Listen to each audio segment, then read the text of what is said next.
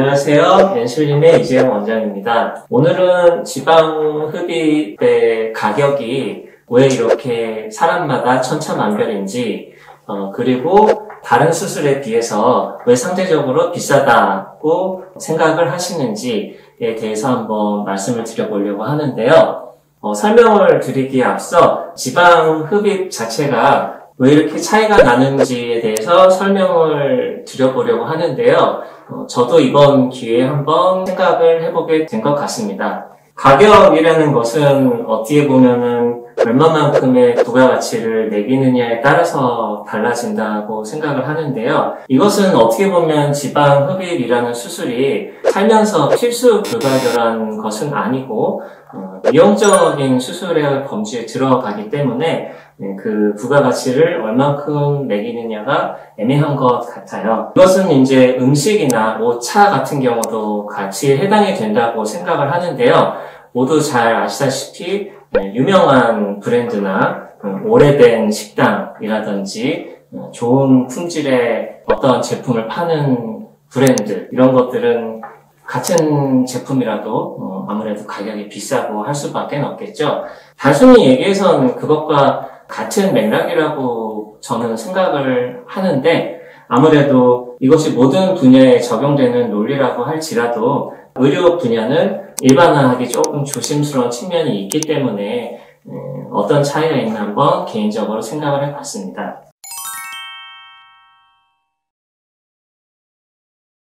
어떤 수술의 가격을 생각을 할 때 우리는 여러 가지 결정짓는 요소를 생각할 수 있을 것 같은데요.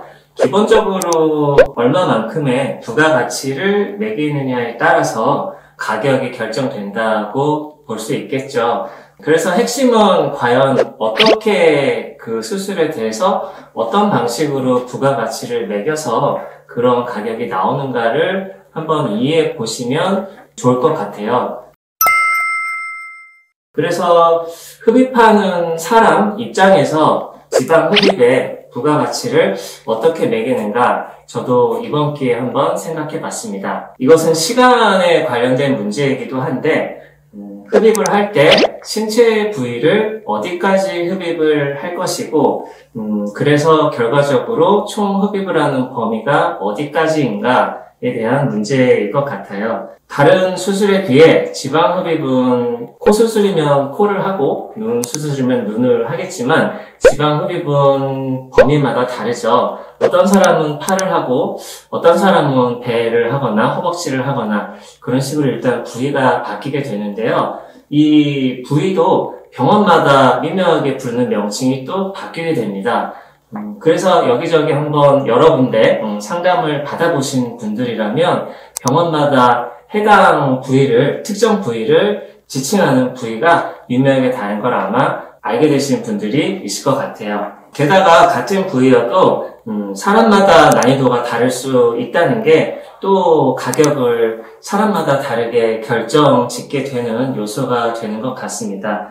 가령 나이가 많이 들어서 피부 처짐이 심하다던가 재수술을 했다던가, 아니면은 같은 나이, 같은 상황이어도 지방량이 많아서 똑같은 팔뚝 부위 흡입을 한다고 해도 지방량이 많으면 그만큼 시간이 많이 걸리게 되겠죠. 여타 여러 가지 요소를 포함을 했을 때 부위마다도 다르고 같은 부위여도 사람마다 케이스가 다르기 때문에 흡입 수술을 하는 시간의 차이가 길게는 1시간 이상도 차이가 나게 되더라고요.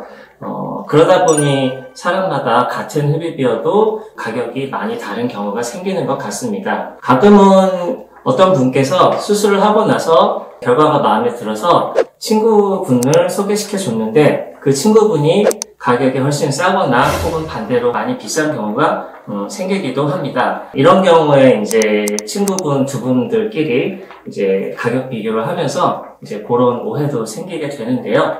그런 경우도 이제 저희가 이런 설명을 드리고 있습니다. 또 하나는 시술자의 경력이 얼마나 오래되었는가, 또는 얼만큼 해당 수술에 대해서 감각이 있는가, 그런 차이로 또 가격이 결정된다고 볼 수 있겠는데요. 어느 분야나 그렇듯이 무조건 오래되었다고 좋거나 수술을 잘하는 것은 저는 아니라고 생각을 합니다. 다만 어떤 분야를 오래 하게 되면 제 개인적인 생각으로는 최소한 최악의 실수는 만들지 않는다 정도로는 생각을 할 수 있지 않나 그런 생각이 들어요. 그래서 아무리 잘하시는 원장님도 인간이기 때문에 물론 가끔씩 수술을 하다가 실수나 작더라도 그런 실수를 하실 수가 있다고 저는 생각을 하는데요. 그래도 경력이 오래되신 분들은 흔히 사진이나 인터넷 등으로 공유하시는 그런 이제 어마어마한 실수들, 그런 것들은 이제 웬만해서는 만들지 않기 때문에 제 생각에는 오래된 경력이나 어떤 감각 같은 것은 최소한의 보험을 들고 수술을 받을 수 있다 정도로 생각할 수 있다고 봅니다. 또 하나는 수술 방법의 차이에 따라서 또 가격이 바뀔 수 있다고 생각을 하는데요. 같은 부분을 수술을 하더라도 의사 선생님마다 수술 방식이 다르고 그거에 따라서 또 결과값도 미묘하게 다를 수 있다고 생각을 합니다. 저희 같은 경우는 미학적인 측면에서 흉터의 최소화를 위해서 조금 더 노력을 하는 편인데요. 예를 들어서 붉은 캐뉼라로 강한 진동을 주어서 빠르게 흡입을 할 수 있다고 하더라도 조금이라도 자극을 덜 주기 위해서 조금 더 가는 캐뉼라로 시간이 걸리더라도 천천히 흡입을 한다든지 하는 식으로 저희뿐만 아니고 다른 병원도 각자의 이제 노하우를 살려서 수술을 한다고 생각을 합니다. 저희 같은 경우는 이제 그런 방식을 핸드메이드라고 이름을 붙여서 설명을 해드리고 있는데요. 저희는 또 저희 방식대로 그렇게 노력을 하고 있고 다른 병원도 또 다른 방식으로 각자의 노력을 하고 있겠죠. 그런 노력 방식의 차이에 따라서 또 가격의 차이도 생기는 게 아닌가라는 생각을 해봅니다. 부가적으로 이거는 이제 저 의사 입장에서 수술을 하는 것과는 조금 다른 부분인데요. 마케팅적인 측면에서 그때그때 하는 이벤트나 할인 같은 것들이 또 있겠죠. 이것은 같은 선생님이 같은 수술을 하더라도 해당 기간에 특별히 조금 더 할인을 한다든지 아니면은 명절이나 연휴 같은 때가 주로 있겠죠. 이벤트 등을 통해서 보통 받던 가격이 또 변동이 되는 경우도 있고 없던 상품이라고 해야겠죠. 상품을 통해서 없던 가격이 생겨나기도 하게 됩니다. 이런 모든 게 다 복합적으로 작용을 해서 결국 수술이라는 거는 개인마다 또 같은 개인이어도 시기마다도 가격이 다르게 돼서 가격 차이가 계속 많이 발생을 하는 것 같아요. 이렇게 해서 가격이 왜 이렇게 차이가 나는지에 대해 한번 설명을 나름대로 드려봤는데요.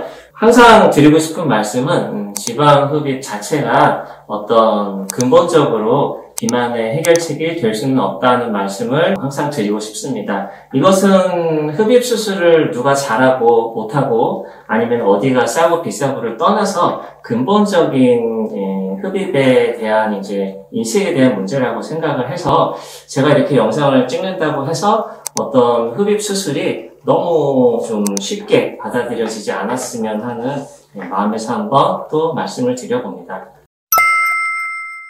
그 밖에 궁금하신 점이나 이제 하시고 싶은 말씀 있으시면은 댓글로 한번 달아주시기 부탁드리겠습니다. 감사합니다.